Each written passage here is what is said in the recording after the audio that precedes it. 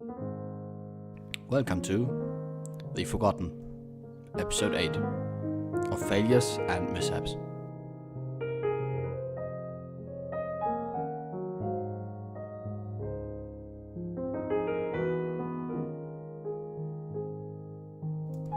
First and foremost, I want to make an announcement which some of you might have waited for.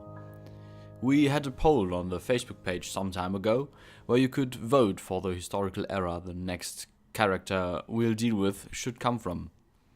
The choice either being late antiquity or American history. Congratulations, you have picked the American history trail. So, finally, after already putting some work into this new project, I wish to announce the character we'll deal with.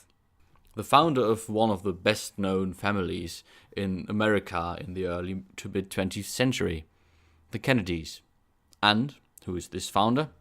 Joseph Patrick Kennedy Sr., of course. Please note that this time I have no vast knowledge about the period and character in stock, so we'll pretty much discover his early life, his early, maybe a little dubious economic career, right to his very, very interesting political career, together. I hope you like the pick and you are interested in learning more about this fascinating character. The main sources are already picked out, but if you happen to have an amazing read on him, of course always feel free to hit me up. But, just as Buddha said, you should never dream of the future nor dwell on the past, but concentrate your mind on the present. I will focus my efforts on the Prussian reforms and one of their most prominent thinkers now. We left him after 3 years of constant campaigning and working like a madman at home on his estate in Silesia. But as I already said, even there he did not manage to rest peacefully. The lieutenant colonel was most of the time busy with work. He especially has to deal with the angry mobs of peasants which he either had to placate or disperse militarily. This was a result of serfs misunderstanding the October Edict, which only stated that they were to be freed with the beginning of the year 1810. So, still having more than a year to suffer in serfdom, they were understandably bitter and felt betrayed. Yet this unrest did not last too long. After crushing the unrest, he must have believed to finally have some time for himself and his family. But the world around him was still turning, and as seen with the birth of his children, European events did not mean it well with the family life of the lieutenant colonel. I have mentioned that the Empire of Austria had been preparing for a rematch for Austerlitz pretty much since the first day after the Peace of Pressburg. The state, however, was no benefactor of reforms, since the reactionary party of old Catholic nobles was too powerful for the liberates to overcome. The army itself had undergone a radical purge of the officer corps, was newly trained and refitted, especially concerning the light infantry, a field in which the Austrians had learned their lesson a lot better than the Prussians, and Austria soon felt competent to step into the ring again. Especially the formation of the Landwehr militia, tasked with supporting roles both on and off the battlefield, proved to be quite effective. They had taken this idea from one of Gneisenau's essays, but, funnily enough, the king had forbidden the implementation of this idea in Prussia, as it was too expensive. They took the opportunity of Napoleon himself distracted with the Spanish operations and invaded Bavaria, a satellite of the French, on the 10th of April. Yet Napoleon arrived quicker than expected, and he quickly showed the Austrians the door. In fact, he followed them through that door and quickly took Vienna without a fight on the 13th of May. Before we come to the conclusion of this war, I will reintroduce one of the more glorious, colorful characters of our narrative. The hero, if you will, of the defense of Kolberg, and the great guerrillero of Pomerania himself, Major Ferdinand von Schill. His force, or rather what had been left of it, had been split into a Light Guards infantry battalion and, especially important, the 2nd Brandenburgian Hussars regiment, von Schill. When the dashing young major heard of the beginning of the war, he quickly and decisively acted.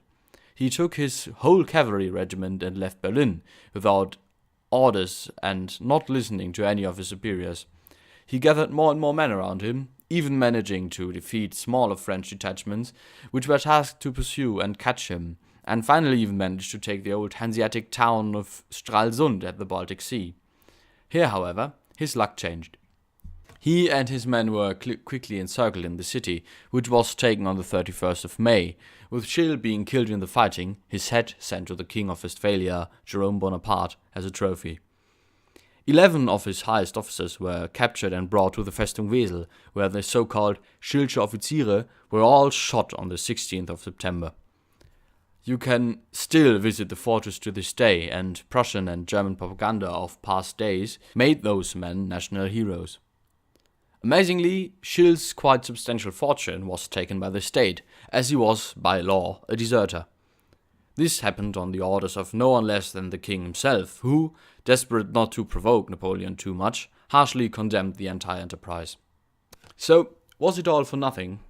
It certainly sounds like it. Not a lot had been gained militarily, especially because after the first real victory ever over Napoleon at the Battle of Aspern-Essling on the 21st and 2nd of May, a defeat that shattered the belief that Napoleon was, after all, invincible, Napoleon had defeated Archduke Charles at Wagram mere 6 weeks later, with Charles being forced to settle for ceasefire just 1 day later. So was this the ultimate disaster for the political stance of the two major German powers? Actually, not at all. In Pomerania and Prussia, Schill quickly became a near-mythical figure. In Austria, the Tyrolean revolt, which would only be smashed in November of that year, achieved the same effect, making Andreas Hofer a national hero to this day. Politically, yes, the Prussians had lost favor with the French, but the tale of the dashing Prussian major and his officers quickly became popular in the whole of Europe, greatly improving the public opinion about the realm of Frederick William III. For Austria, this war was all but a political net gain.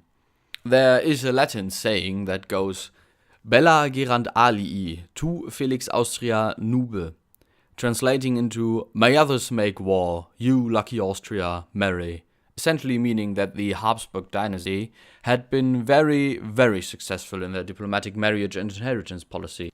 This happened again this time. All of it was initiated by the new Austrian Chancellor, who had followed the unlucky Count von Stadion after he had been made responsible for the war itself and, way worse, the entire defeat, Clemens von Metternich. And he came up with the brilliant idea to wed the imperial princess Marie-Louise to no other than Napoleon himself, who had parted from his love Josephine Beauharnais because she could not give him a long-hoped-for heir.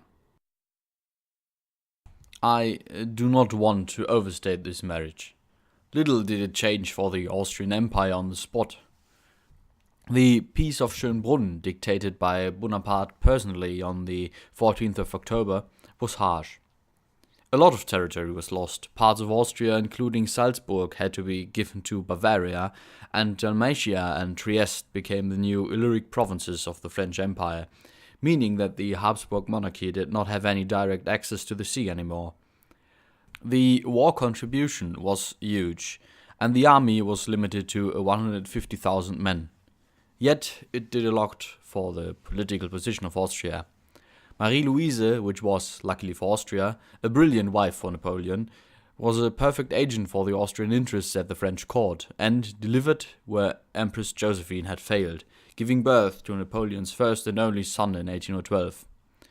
Furthermore, it stabilized the quasi-reign of Clemens von Metternich, who would become the decisive character in forming the next coalitions and shaping post-Napoleonic Europe.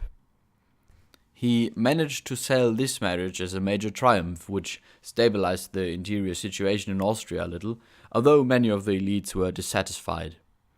This meant to acknowledge Napoleon as a monarch worthy of marrying an imperial princess, which had been a privilege for the last centuries. There is another important point to the French victory. Yes, it has been a victory, but an unusually costly one. Napoleon was used to winning battles with few losses, but Aspern-Essling had cost him more than 27,000 casualties, Wagram even 34,000. This had a detrimental effect on the experience of the army, as many old veterans died and had to be replaced with green recruits. So, the army at the Peace of Schönbrunn was not the army Napoleon had when he dictated the Peace of Pressburg. More harrowing for the French. More than 30 generals had lost their lives in the Battle of Wagram alone, a loss that could not possibly be replaced in time. This would later show in the campaign for Moscow.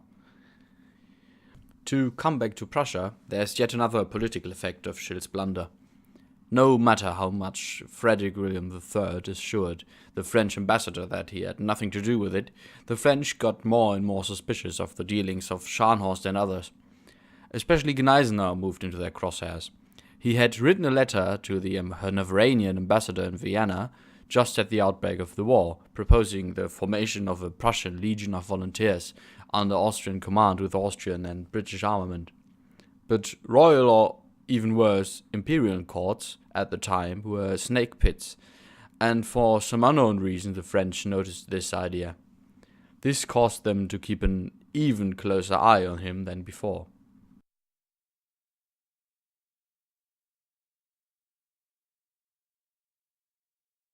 But for now, things went on as usual.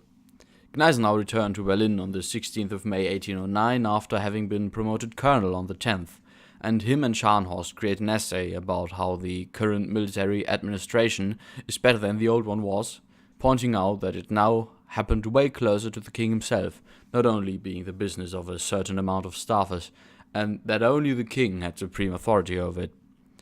Gneisenau worsened his own political position by openly admiring Schill for his deeds. To his wife he wrote, "Schill died, but he died a brave man. His attempt for the German nation has failed." This enraged the French even more, as Schill was, in their eyes, merely a terrorist. But this open defiance caused a lot of admiration. An Austrian colonel in Berlin for diplomatic mission wrote to the Austrian foreign minister about the Colonel von Gneisenau, inspector of the fortresses. "The army's voice is one, and one only. If the army could choose their leader, it'd pick him, and I think it would be right in doing so." This Colonel von Steigentesch was probably the person who brought the idea of the Prussian Legion to Vienna. Austrian officials left the sardonic remark that the King of Prussia will probably, for political reasons or out of sheer anger, oppose anything like this. In general, you can see the monarch change in the course of the summer of 1809. Especially Scharnhorst has to undergo serious questioning, because some of his political enemies quote him to have said that he would aid the Austrians with the king or without him. This is probably not even remotely true, because Scharnhorst was a very loyal soul. But still, the king forced him to leave Königsberg in mid-June 1809, which led to him resigning around the 29th. This is a major blow to the Reform Party and a major victory for what Gneisenau calls the Franzosenfreunde, friends of the French. This name might not be too accurate. Of course, many of his opponents were what he called them, but some of the enemies of the reforms were just personal adversaries to them, like the educator of the Prussian Crown Prince, about whom I will lose a word or two later, or people afraid of their own political and social positions, like the aforementioned von der Marwitz. Anyways, the whole commission starts to crumble rather quickly. Its members, especially Karl von Clausewitz, author of the, in my humble opinion, best work about military conflicts, Vom Kriege, resort to visiting the European courts in an attempt to stir up the monarchs and governments and allow Prussia to be integrated in a new coalition against Bonaparte. An important caesura in our narrative is that Gneisenau takes his leave from the Prussian army on the 1st of July. The Prussian king, both unwilling and unable to hold the uncomfortable, maybe even revolutionary colonel, still gives him a vast sum of money for his good services and sends him on his way. After sending a letter to his wife, which should be sent to the king in the, I quote, likely case of his death, to ensure that they were able to sustain the loss of the main breadwinner, he departs for Sweden, from where he is to go to England and meet with the English government. A little help comes from Scharnhorst, who supplies him with letters of recommendation to all of his friends from Hanoverian days, who went to England as exiles and filled high positions in the military and administration. Leaving on the 12th of July, merely one day after the Truce of Znaim pretty much ended the Fifth Coalition War, He took a British cutter to the port city of Karlskrona. From there to Gothenburg, where he embarks on a British warship headed for Yarmouth. From there, he's brought to London, where he meets the Foreign Secretary, Sir George Canning, on the 15th of August. Together with the Count of Münster, a personal friend of Gneisenau and Secretary for Hanoverian Affairs, and Canning, he meets with the Prince of Wales, the Duke of York, and the Duke of Cambridge personally, his impeccable English, of course, being a great help.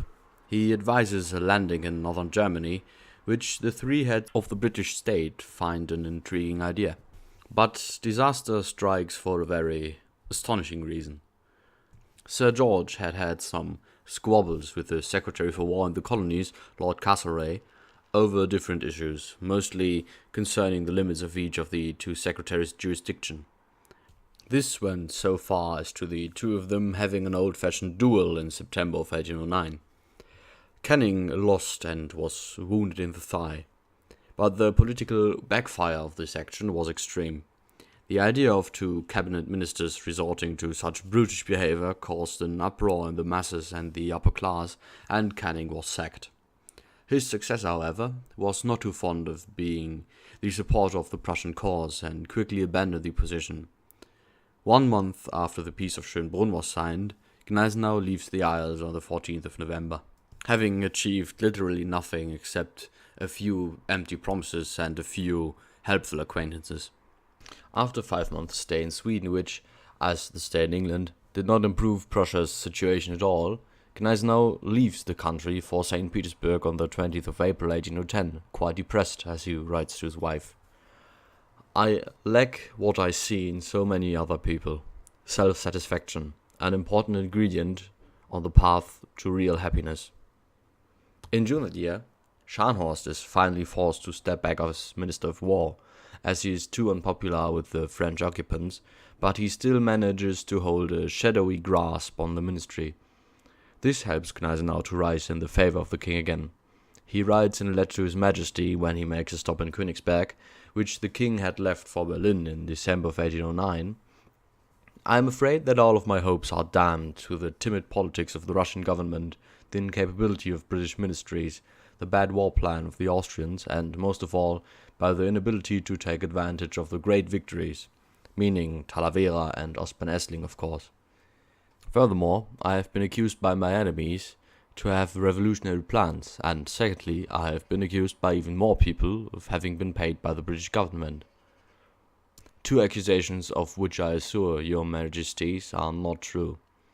On his land tour through Europe, he manages to connect with his former allies and spin a net of informants through the occupied territories, having a tight grasp on any event that happens in Europe. He rejoins the Prussian state, not in the military branch, but as a state secretary capable of negotiating with foreign representatives, as being reinstated into the army would have caused too much uproar with the French and their friends. Yet his opinion of the situation is still pretty dire. To Count Chazot, military commander of Berlin until being sacked for pretty much not raising a hand against Schill and his force deserting, he utters that we do not put any hope on Russia anymore. In March 1811, he finally meets Hardenberg again. He is tasked with buying armaments for the Prussian army, as well as negotiating secret pacts with the major powers of Europe. Over the course of the next 5 months, he will personally acquire 120 guns, 130,000 muskets and rifles, and several million shot, meaning that Prussia would have been able to raise around 160,000 men to arms, according to Thiele. But on the 24th of February 1812, Prussia finalizes an alliance agreement with France, reaffirming the 42,000 men limit, forcing Prussia to send 20,000 men as an auxiliary corps to the French if they needed it, prohibited them from garrisoning the capital, and allowed the French army to requisition anything if needed. The worth of the taken goods would be subtracted from the war contribution Prussia still had to pay. The king ratified this contract on the 5th of March. Gneisenau is understandably outraged, as this pretty much shattered the work he had done for the last 4 years. He leaves Prussia in protest, writing to the Count of Münster that he is ashamed of the cowardly act of his king, and calling the whole thing a contract of subjugation. He finally leaves for Russia again, where he meets his, in the course of the years, very dear friend, Tsar Alexander I again. He converses with him frequently, especially over an essay Gneisenau had provided him, in which he stated that he would opt for using the vast area of the Russian countryside to force the French into stretching their lines of communication, rid the land of all resources, not to allow the enemy to live off the land, and use fortifications to hold the armies of Napoleon off, where everything would rely on the bravery of the troops. Especially interesting is his opinion on the French troops, which, as he said he heard from the English, Austrians and Spanish, did not have the same punch and vigor as they used to, maybe a result of the terrible losses the Spanish and Austrian campaigns had inflicted. And he opts for forcing Napoleon into a long campaign, as usually all of his actions are designed to be short-term wars. This understanding of the situation shows the great genius of the Colonel von Gneisenau once again. On the 24th of June, Gneisenau still in the Tsar's headquarters in Vilnius, Napoleon crosses the river Memel, starting the campaign which will be the beginning of his demise. Gneisenau, however, leaves the headquarters for Sweden, on his way to make life worse for the French. But we will see about that next week. I wish you a good day or a good night. See you next time.